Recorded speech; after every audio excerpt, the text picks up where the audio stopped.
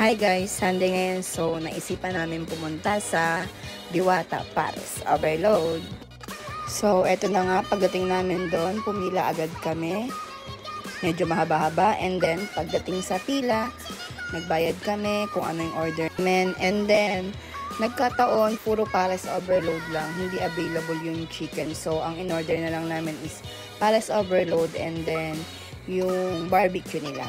So eto na nga, tikiman time na. At in fairness guys, super crunchy ng kanyang lechong kawali. At kahit nakababad na sa sabaw, perfect pa din. Kuhang-kuha ang lutong. After namin kumain, nakita namin si Diwata. So, nagbigay siya ng time sa mga gusto magpa-picture sa kanya, sa mga gusto magpa-shoutout sa kanya. Kitang-kita sa mukha niya na pagod na siya, pero hindi siya nangi-snub na mga gusto magpa-picture sa kanya. Go lang siya ng go.